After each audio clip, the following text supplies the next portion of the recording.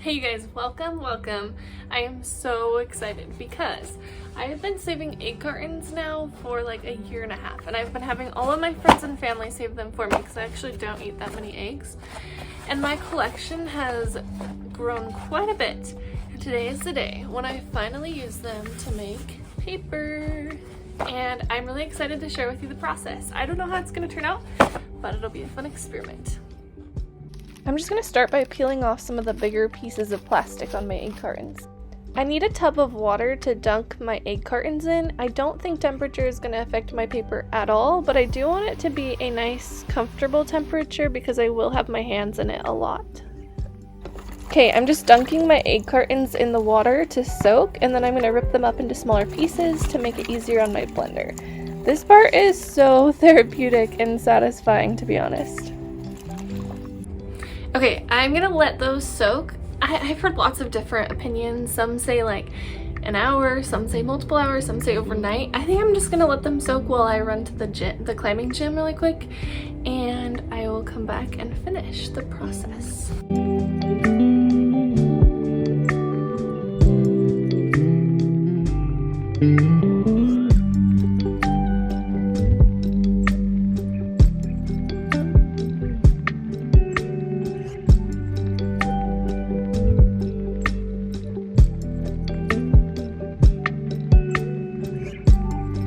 Okay, I'm back and the egg carton mixture is looking really good. This step is not necessary. My husband just thought it looked fun, and it was satisfying for sure. Okay, next I'm gonna grab my two picture frames that I got from the thrift store for super cheap. And I'm just gonna go ahead and remove the glass. I picked up some screen netting from Home Depot, and you guys, this stuff is actually really cheap, and it comes in bulk, which is good because I actually did mess up. I tried to staple it to the flat part, but my husband quickly pointed out that I need that to be flush with the other picture frame, so as my true quality control manager, he helped me fix it. So we instead wrapped it around and stapled it to the sides, and this proved to be much more effective.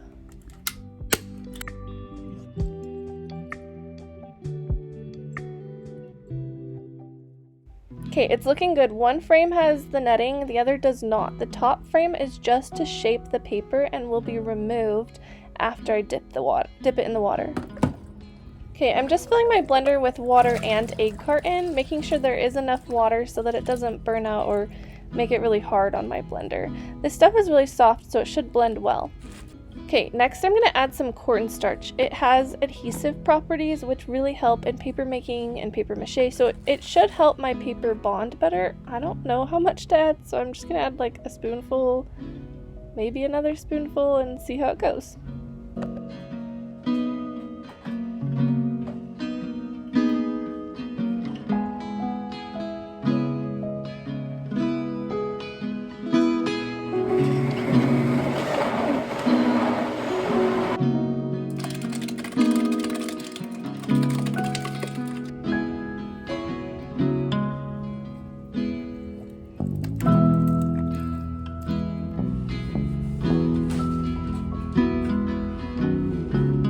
Okay, our first try was definitely a flop. We learned that you have to dilute your mixture with a lot of water.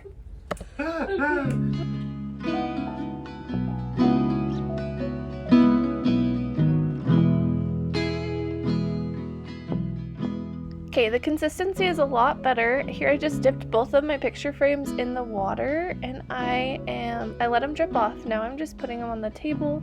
Take off the top frame and look at those edges, you guys. It actually made the shape of paper.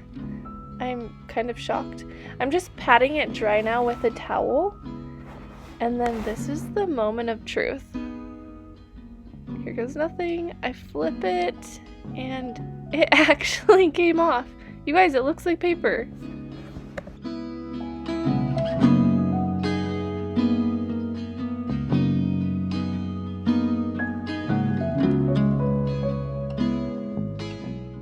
Okay, I'm just covering it with this towel to kind of pat it dry, and look at that. There you have it. I'm going to let it dry overnight. Good morning, you guys. Look at this beautiful paper. I am obsessed. I added some flowers to a few of the pages and I'm really happy with how it turned out. It just gives it so much fun texture and adds to that really natural feel.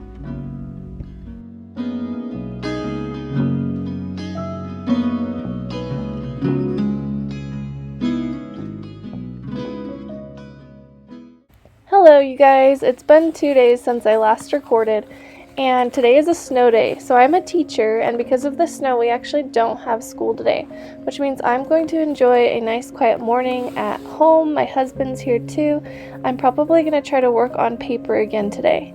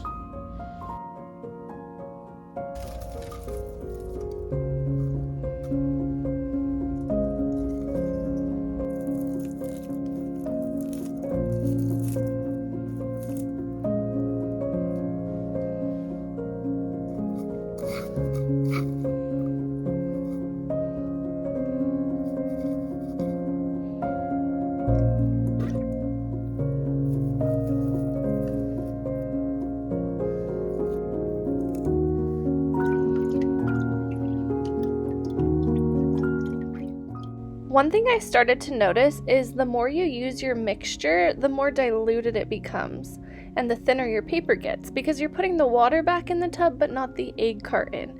And the thinner your paper gets, the harder it is to get off the screen. So if you're having trouble getting it off of the screen, I found that if you just dry it with a towel after you've flipped it over, so you're drying that actual screen, it should come off a little bit easier.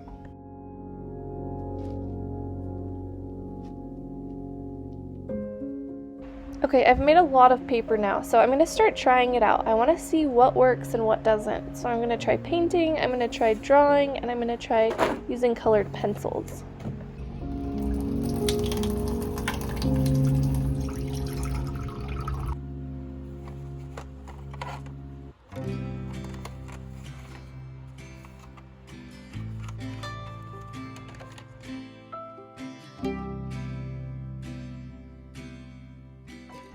Pen seems to work really well on this paper. I've had no issues with it so far. The only hard part is it is bumpy, and so your picture isn't going to be perfect. I've found that a loose sketch type style works better on this paper.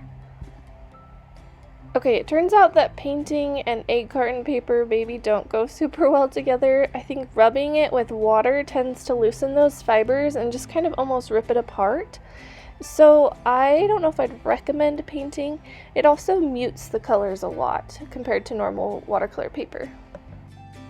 Okay, I've had this idea for a little while now.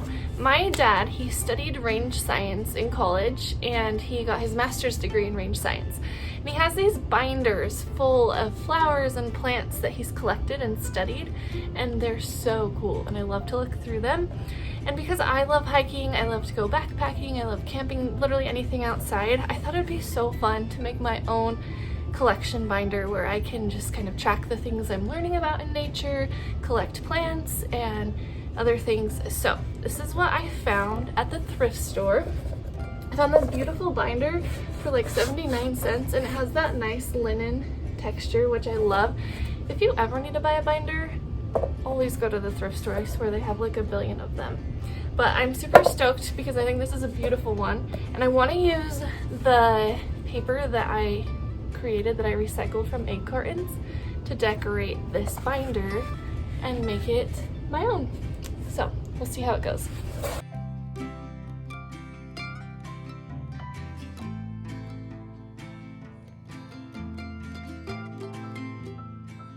Okay, my goal is to cover every square inch of this paper with wildflowers and flora that you'll find in Utah specifically, since that's where I do most of my hiking. I'm labeling the flowers too so that I can remember what they are, and it'll be really fun to compare my drawings as I study these flowers and see how they progress over time. So I'm sure that in the future when I draw these flowers, they'll look even better than the cover page. You guys, even though I knew better, I still tried to paint the banner on this thing and it did not go well. So I had to make a new one and just glue it on after. You might also be able to see there's some color on the flowers that I drew, so I tried to color them with colored pencil and it didn't work super well, to be honest. I had to be really careful. It just seems like any sort of rubbing motion is really hard on the paper, but it did add some color. It was really muted, but I do kind of like that sort of muted pastel, very subtle pop of color to the page.